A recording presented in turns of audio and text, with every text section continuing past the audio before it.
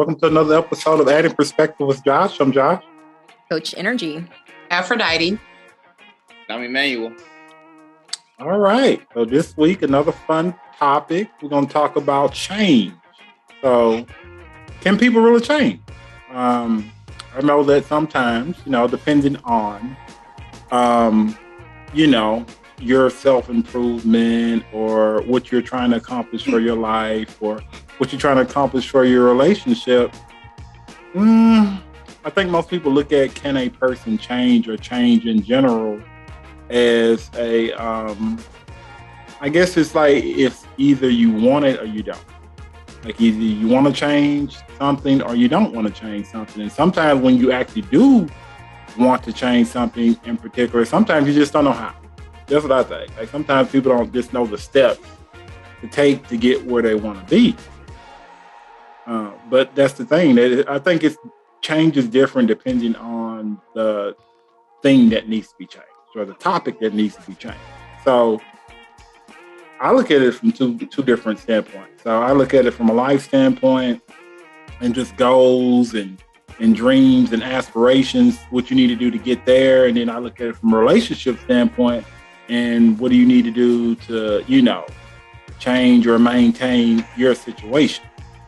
So when it comes to change, do you think people can really, change? Do you think that that's actually possible for people? Yes? No? Maybe? Yes. Okay. Okay. So when people say, and I know everybody's heard this before, you had that person in your life, they say, hey, I'm going to change this, or I'm going to try to do this different or better. Do you tend to believe them when they say that the first time? Do you tend to believe them say, you give them the benefit of the doubt when they say that a person is going to change, or does that just depend on the person? Who says that? I think it depends on the person. Depends on the person. Like, yeah. I give them the benefit of the doubt the first time. Okay. First time I will take their word, and we're hoping that they will follow through. Okay. Because these two down here gave her like a resounding quick answer. I don't know. Depends on that person. Yeah, y'all had some bad experience. No, I just think it depends on the person, who you're dealing with. I understand what Emmanuel said when he said the first time. Did you hear the emphasis on that? The first time. For sure. The first time. Exactly. He emphasized that. So, yeah, the first time, you get the benefit of the doubt. Right. But then after you learn after that, it depends on the person. Yeah, you see their habits, you see their patterns, then you're like, yeah, okay, it sounds good. That's it. You just all talking out the side of your neck. That's what they say, right? Yeah. Yeah.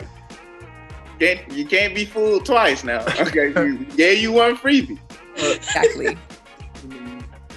Some people can be fooled more than what, okay? Hey, don't take that off the table totally, okay? Are they really being fooled more than once? Oh, yeah. I mean, don't say you ain't seen that before, I'm just asking, are they really being fooled, or are they just really not trying to see the real person who they dealing with? Could be possible, Yeah. Sometimes you have those people that want to see the best in people, Like you want what's best for those individuals, but sometimes that individual don't want what's best for themselves. That's why it depends on the person. Yeah. Or they don't want to do what it takes. They may know, but they may not want to do what it takes to actually make that change. That's true. True. That's one of the biggest hurdles. Really or they have an excuse. They come up with a lot of excuses why they can't make the change, why they choose not to make the change, and so that's why I say it depends on the person. Except for Emmanuel case, he said the first time. So. Yeah. So, in you guys, I guess, experience with change, how often have you seen change actually happen? All right. Like, I'm not sure if you can put that into like a percentage thing or something like that, but have you seen something change more often than not? if that makes sense. So, say for instance, if you had 3 or 4 people that you know of in your life, and they said that they wanted to change something, right? Has the change happened, or has it most likely been like the change just never come? But I think that's an individual thing too. What I found is change is a lot more likely when there's negative reinforcement than when it's positive reinforcement. Like, let's just say you cheat on your partner. Well, if this happens again, I'm gone. Or maybe there's some health issues. You go to the doctor. You need to start eating better. You go back again, you're not eating better. Well, if this doesn't happen, you're going to get surgery. Or you're going to have to, all those are negative reinforcers. And then I see that in those cases, change is a lot more likely. Even at work, you late again, you're fired.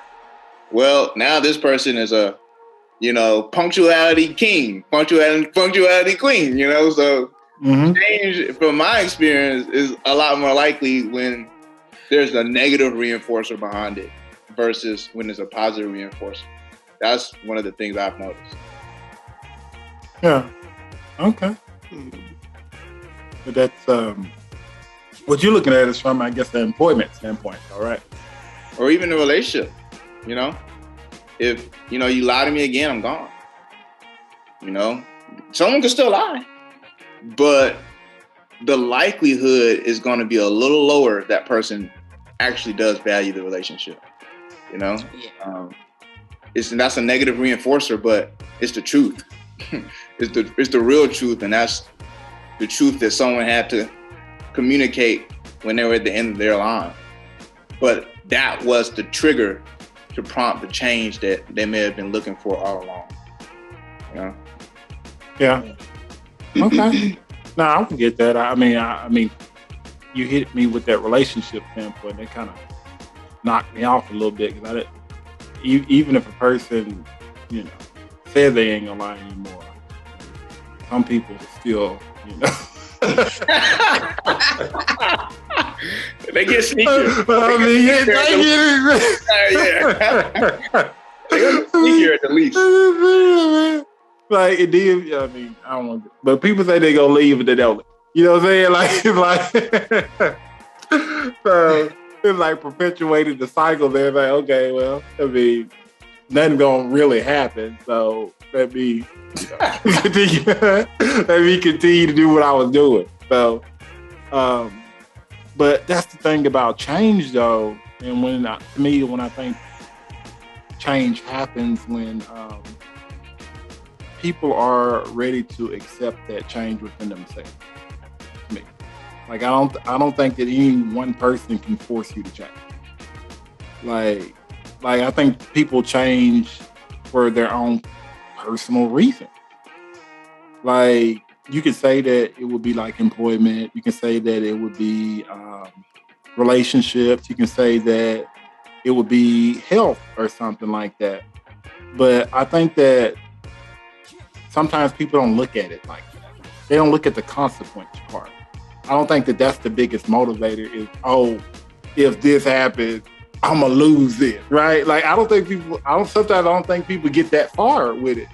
Like, I think it's always something like personal within themselves that triggers that change. And it's different for everybody. Like, I think that part is different from everybody. Sometimes it's something like really like small. Sometimes it's something like big. Sometimes it takes something life changing for a person to change. But that's not the same way for everybody. That's what I think. But who am I? I think the majority need a strong force. Yeah. As much as I would love to say, hey, it's just great. Somebody wants to change. They're going to change. In my experience, that's not normal. Yeah. Something that's gotten to the last point or to the limit, and because of that non-negotiable, a change happens. It's not just like, oh yeah, I'm just gonna, even if it's personal, if maybe, if their personal appearance, they're just fed up with it and is now causing them to be depressed. It's still reached this limit where they make that personal decision, but it's still at a limit where they were forced in a way, I just personally don't believe the majority of people make a change without a huge, trigger button that's forcing that change. It just requires so much discipline outside of that. Yeah. It's discipline and consistency after that thought that you want to change. It's after that. Yeah. Yeah. But that's what people get stuck at. Because I think it's always the idea of change, and it's always that first, week or 3 days you go hard. You like the first 2 weeks though, you go hard for that change then. That's true. After that, I'm tired. I'm sleepy. I'm hungry. It's always something that prevents you from going after that. It always happens like that. Like it does. Sometimes it makes it very difficult for people to progress further than where they're at. Sometimes because of that part about change. Like you start, you don't finish. But I think that has a lot to do with how personal it is to the person too, as well. Like how important it is to them, that change that they decide to go hard for 2 weeks. What was the reason why they wanted to change? It was the reason why, sometimes people, they say they'll get a sense of change because of what somebody else said to them. But after that, we're off after the whole madness about what they said to them or the newness of it wear off. Then it's like, oh, you don't bother them no more. So then, we back at square one. So I really think it's like, how personal is it for you? How personal is it for that particular person when they say they want that change? Okay. We okay, Energy? Like you got a lot plotting down here, okay? Like that, I got to give you an invite. You're so silly. Wow. Really? In front of company, you go really?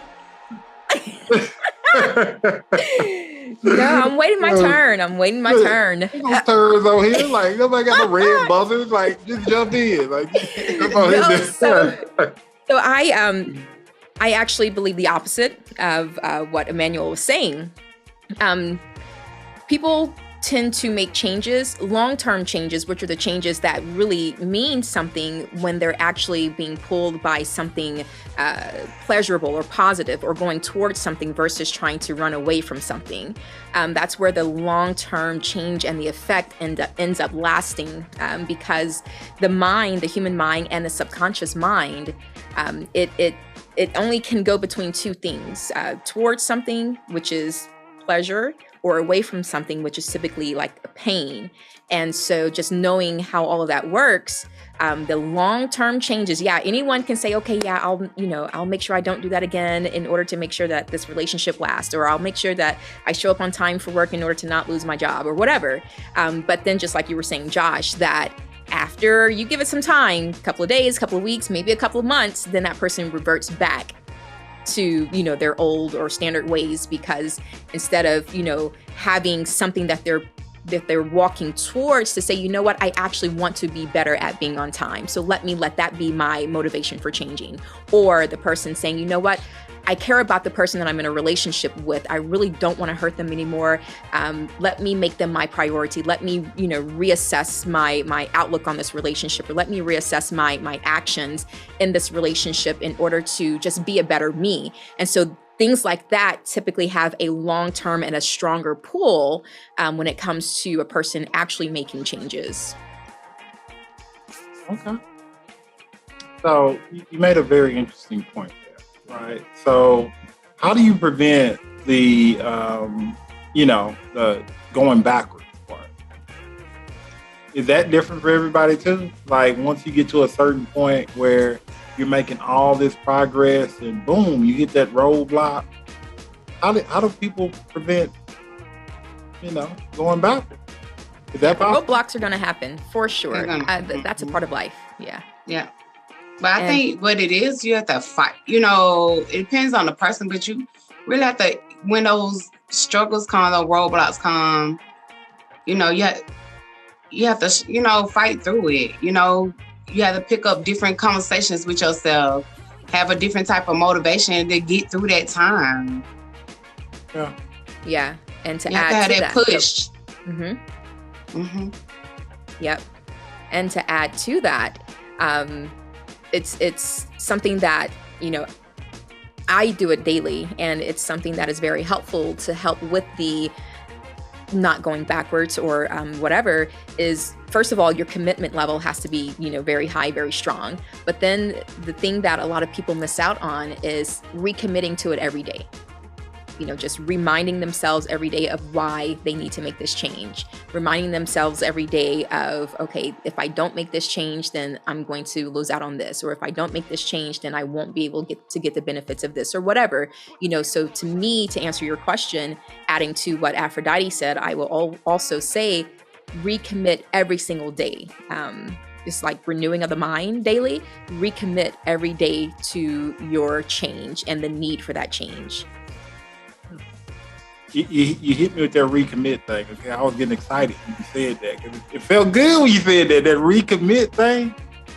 I think most people need to do that. Like honestly, I think most people need to just kind of re-lock in every day when it comes to goals and just changing in general. It keeps it fresh, because like that first day, you're on fire. You're on it because it's fresh. Yeah. Repeat that. Every day, keep it fresh, keep it new, keep it fun, keep it exciting, keep it like, oh man, another day to be able to do this. You know what I'm saying? Find something positive in it every single day that will just keep you going, keep you moving forward, keep the momentum going. Yeah, I think that's a really good approach. Like it really is. When you were saying that, I was playing through all the scenarios where people, I guess, would have an issue with recommitting every day, right? Because there's a whole bunch of scenarios that could come up where recommitment would be very difficult, okay? So first thing I thought of was, obviously from a relationship standpoint, where recommitting could be very difficult, okay? So say, for instance, right, you're in a situation where a certain level of rebuilding had to happen between two people, right? And then, depending on how long these people have been together, a lot of history, like a lot of things that went right, a lot of things that went wrong, okay? But the overall goal was to, fix things and get things back together. So when you talk about recommitment and just kind of locking back in every day, that could be very difficult to do when you have history with a person. Because again, you don't forget history. Like you don't. Like there's no way that you can forget history. So locking in would be a little bit more difficult. So that's like you locking back in and then adding a little something extra on you locking in. Because at the end of the day, it's trying to remove the personal aspect out of that. Okay. So then you get to a question of, have you really like when you recommitting to your relationship, and of course things has happened. They got history, probably a whole lot of crazy stuff. I have bad stuff, good stuff, or whatever. But when you lock in and you think of recommitment, you also have to think of, when I'm recommitting, have I forgiven them? No, history does not erase itself. It doesn't. But forgiveness goes a long way to continue to recommit. And not only that, it's gonna take both of them to recommit. It's gonna defeat the purpose for one person to recommit a lot of times because they're gonna feel burned out. But when both of those partners come together and have a true recommitment for themselves and truly forgive each other for whatever has happened in that particular situation. And they can wake up every day and say, you know, I recommit myself to you, like Nrgy was saying, and know that we're on a road to a different path. We're on a road to rebuilding, you know, starting this thing where it needs to be or where we want it to be. It makes it a lot easier. But when we start putting in the spins of, you know, history don't erase itself, it doesn't. But forgiveness goes a long way. Yeah, it does. And not people watching too. You know what I mean by people? You know what I mean by people watching? Like watching the other person to see who changes. And it does, but you know, I'm just saying, like, people watching, and honestly, that deters the recommitment. Because if that person is not like doing what you would expect for them to do, you be like, oh, they ain't committed. And then you back at square one. Mm-hmm. You're right. I'm with you. Yeah. So that's why I think what you're saying is very valid. It's a very valid point. I just said, like I was saying, it's a little bit extra when it comes to that part. Like you have to have recommitment plus something when it comes from a relationship standpoint, but from a life in general standpoint. And when you talk about, you know, changes, making changes for your own life and stuff like that, which one is harder? Is it easier or harder for you to make changes for your own life or just for your life with another person? Like, which one is there easier or harder in that, or are they both like similar? I think it just depends on the change. You know, because even being an individual, it's hard. It could be really difficult for people to make a change as an individual. You know, so I think it just depends to me. I think it's harder whenever it's involving someone else plus you, because it's already involving you. But then now you have this other person too, you know, that you have to consider, be accountable to, be mindful of, you know, how it's going to affect them. So I think it's harder when someone else is involved. Okay. I can see that. Man, what you got? Easy or hard? It depends. I mean, I believe, my belief is that change has to be inspired. That's my belief. And it is better inspired by outside forces. That is my next belief. So with that, I do believe that if you are with someone and you care for that person and there's a change that must be made, it would be easier to make that change with that person actively there encouraging you. Opposed to you just being there by yourself, you've got this goal, maybe there's no one holding you accountable to it, so you just get lax. Hopefully, you know, you recommit, you stay focused to it, but if you don't, there's no one there to put you back on track, and then the change may never happen. So from that standpoint, I believe it's easier when you have a partner in play. Okay. I'm going with change is hard either way. It is. The only difference is depending on if you're trying to change within a relationship standpoint. I think it's extreme. It depends on the relationship setup. It does. And the level that the relationship is on. Because, yeah, sometimes it is easier when you have a supportive counterpart to help you with certain things and stuff like that. But sometimes that can be a hindrance, too. Because sometimes, depending on, you know, the person, sometimes a person can possibly use that person as a crutch. Yeah, I agree. It all comes down to the people involved. 100%. There's no black and white here. Okay. Just saying, because, you know, I mean, I don't know. I think it can go either way, though, to be fair. Like, but it's easier and harder in both lanes, right? Like from an individual standpoint, and then also a couple standpoint. And all these things you got to navigate. Like you got to navigate all this stuff at the same time. And I mean, it's just change is difficult. I know we said that before. The change is just difficult. I think it's more difficult to accept sometimes too. Like just to accept the fact that you have to change something. It's hard to accept that sometimes, especially being one way, being a particular way the whole entire time, and you have to change something about yourself or change something about the way that you do something. I don't think, depending on like the age that people are, nobody likes that. Like to change something that you always done like that. So I think that, this has to be a good push, right? Yep. Exactly. The inspiration for the change. That's really the key. Is what's the inspiration for the change? And if that inspiration is strong enough, doesn't matter who you are, doesn't matter how old you are, doesn't matter how long you've been doing it, the change will happen. But the inspiration has to be big enough and strong enough. So let's add some words here for how change is possible. Okay, so Manuel, you started it off. You said inspiration, right? That's one word that we can add to how that works. So what's another word we can add to that? Like what words are necessary for change to happen? Commitment. You got to commit to it.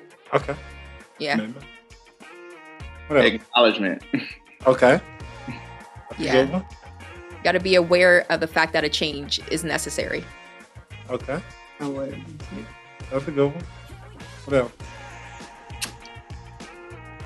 Consistent in your new habits, right? Or whatever those changes look like.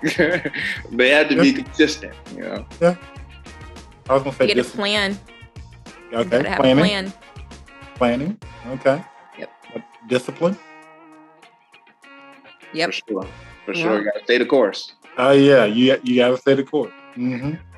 Yeah, that's true. What else we got? We named some good words here. What we got? That's all we got? Okay.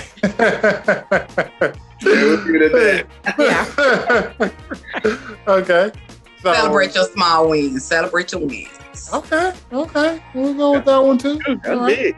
That is. That's really big, actually, because a lot of Yes. people looking for it to happen overnight, right? Mm-hmm. And I think that damages the change process because someone's trying their hardest and it might be producing small results. And then other person's like, you're not doing anything. And then the change process is it's damaged. So you got to celebrate the small wins, celebrate any glimmer of change that you're seeing so that person stays motivated. Yep. Yeah, that's good. I was gonna add patience too, since I don't think nobody said patience. Who said patience? No, we didn't say it. Yeah. We didn't say that.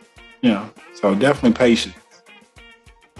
So let's look at it from a different angle. So what are the barriers to change? Okay. Like what's some words that may be barriers to change, right? Resistant. Okay, good. Okay. Right? Okay. Stubborn. Okay. That's a good one too. Mm-hmm. Mm-hmm. Well, Lack of time. okay. Lack of time. Lack of commitment. Okay. Yeah. Lack of commitment. What else? Yeah. Any other words come to mind? It's too hard. Okay. Excuses. Okay. That's a good one too. Excuses. Yeah, that's a good one. Mm-hmm. Mm-hmm. Mm-hmm. I was gonna say complacency. Or lazy. Yes. Yeah. Yes. Yeah. Complacency. Yeah. Yeah. That's a good one. Mhm. Yeah. That's a good one. Yeah. What else? Just comfortable. Okay. Yeah. Like being in your comfort zone. Comfort zone. Yep. Yeah. Mhm. How about fear? Yes. Now that's a big one too. Mm-hmm. Fear for sure. Yeah, fear. Okay. So what is the barrier? Let me see. Let me think. We said some good ones here. Okay, I'm trying to think. Was it though? Did we get it? Did we get all of it? Did we get all the meat? Got it? I think we did. I think we got the majority of it. Yes. Okay, just want to make sure we get all those words out right there. Those some very poignant things right there. Yeah. So that's I think that's the biggest part that I guess we've all said in this entire conversation about change. Not easy. Not fun. Sometimes it's not going to be exciting, but it's necessary to a point. I think that everyone have seen that, especially over the last 2 years, with everything going on with the world and everything going on in society alone, it's either you change or your environment is gonna change. It's like it's an either or now. Like it's either you have to make a choice to change at this point. And I think that from what I've seen, a lot of people are having a hard time with that. Like a lot of people are having a hard time with change. Especially since the landscape of everything around them has changed. That's because their mind haven't really shifted, though. You know what I'm saying? It takes a real shift in the mental state in order for the change to really happen. Yeah. So if you still looking at it as what it was before, like, that's why they struggle so hard to shift it, you know? And that's why I kind of, when you can see the standpoint of Emmanuel, when Emmanuel said, like, when it's shifting around them, then it forced them to shift a little bit. But even within that, they still be trying to revert back to what they used to do or what it used to be, you know? Yeah. That's your comfort zone right there. That's what you were saying earlier. Yeah. Like that's what that is. You revert back to where you feel safe. Like what makes you feel comfortable. And I think everybody has that. Like no one wants to be uncomfortable for a long extended period of time. No, it hurts to be uncomfortable. You know, like that don't feel good. Yeah, it don't. It don't feel good for anybody. No. But, you know. Even though, you know, you uncomfortable, you be like, oh, you know, I see this on the other side, but that don't feel great. No, it don't.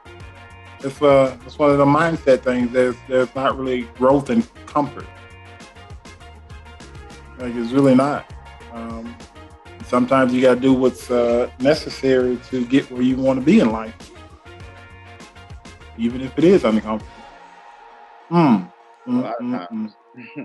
You are right. Sermon.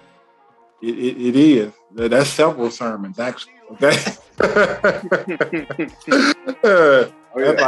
like a whole bunch of stuff that's on everybody's YouTube channel right there. Like I'm just saying, okay.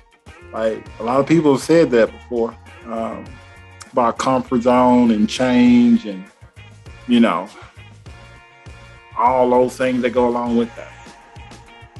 But like I said, I think you have to go in with no regrets. Yeah.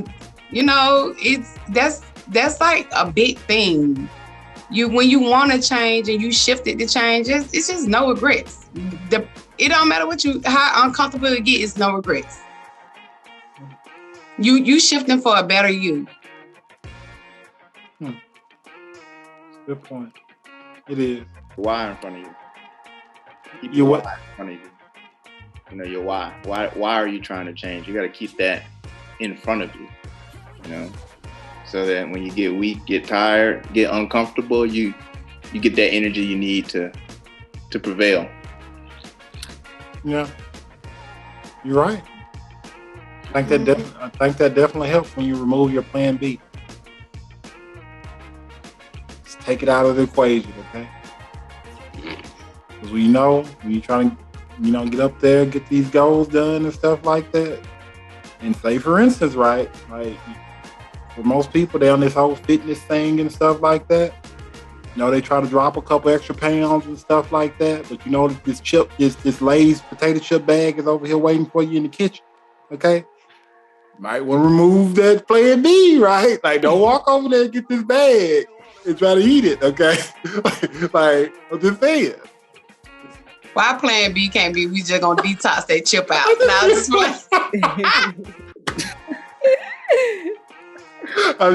this is an example right I know there. what you're saying. You just go detox. Go detox. You're gonna be all right. You go detox. That's your plan B. You want to have that cheat meal every day. Don't do it. Okay? Don't do it.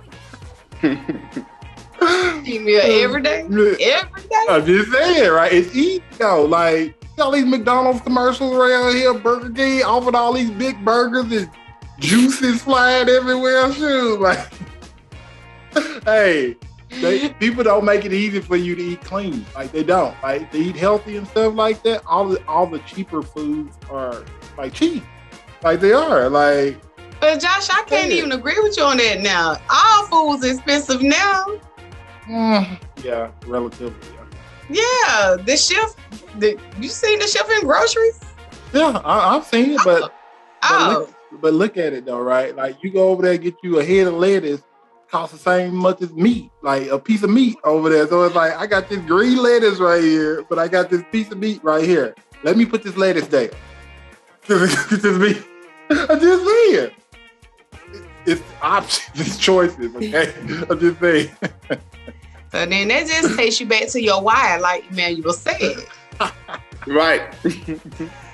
That's what that does. My meat. why is, whatever that is, you know, I can't pick up them extra 5 pounds. So you know what I'm going to do? I'm just going to go over here. Get that lettuce. Oh, man, that's funny. That's hilarious. So, again, with that commentary, I think that is a great way to end this particular episode. So, like I said, another episode of Adding Perspective with Josh. And Josh. I'm Coach Nrgy. I'm Aphrodite. And I'm Emmanuel. At it again.